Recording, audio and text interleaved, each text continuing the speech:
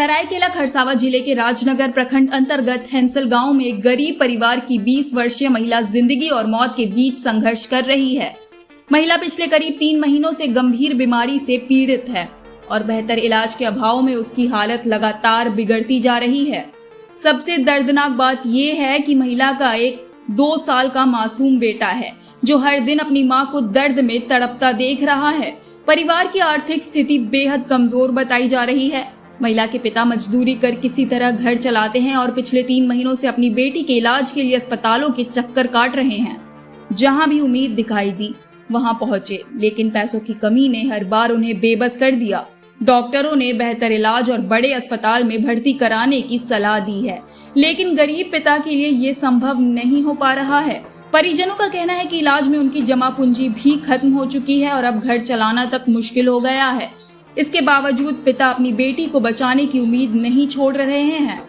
स्थानीय लोगों और सामाजिक कार्यकर्ताओं ने सरकार से इस मामले में तत्काल हस्तक्षेप की मांग की है।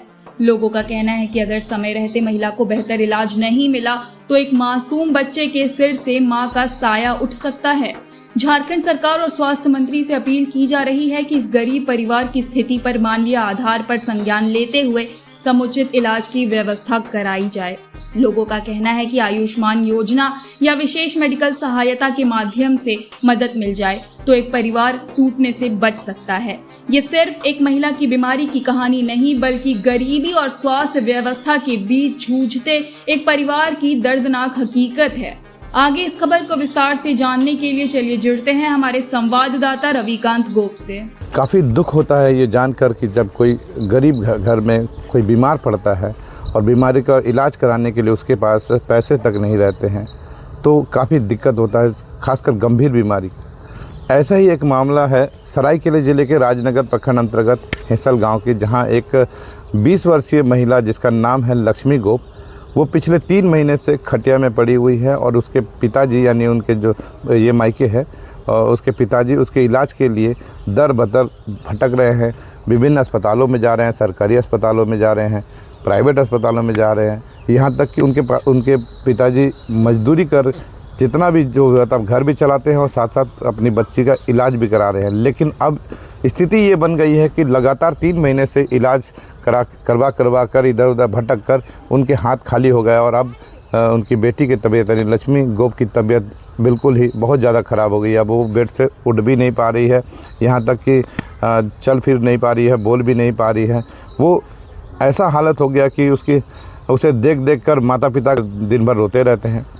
और उनकी एक बेटा भी है, 1.5 साल का उसका बेटा भी है उस महिला का, और वो अपने माँ को तड़पता हुआ देखकर इस आस में बैठा है कि कब उसका माँ का इलाज होगा।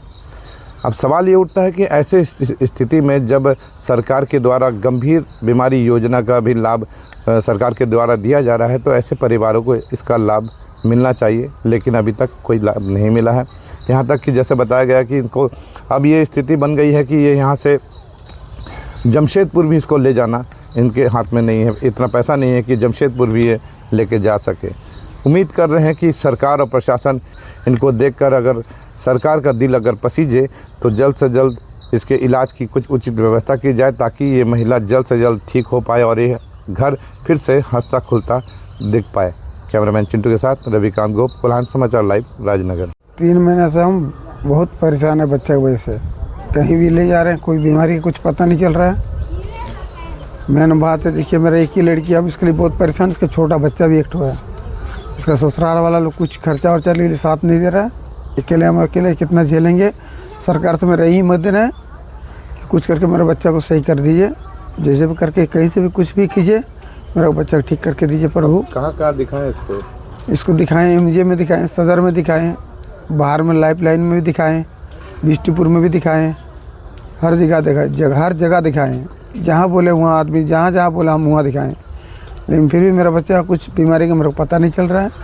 फिलहाल अभी पता चल रहा है कि उसका ब्रेन में कुछ तकलीफ़ हो रहा है, तो इसके वजह से हम सरकार को निवेदन करते हैं कि मेरे को कुछ करके मेरे बच्चे को सही कीजिए। बाहर के लिए मेरे पास अभी फिलहाल हाथ पूरा खाली हो गया। मेरा 3 महीना से पूरा एकदम कुछ हाथ में पैसा वैसा कुछ नहीं है, सब मेरा हाथ पूरा खाली हो गया है। परिवार हम लोग 2-3 परिवार 4 परिवार से कोई हम लोग का भी एकदम पूरा हाथ खाली है, कुछ भी हाथ में हम लोग का फिलहाल अभी नहीं है।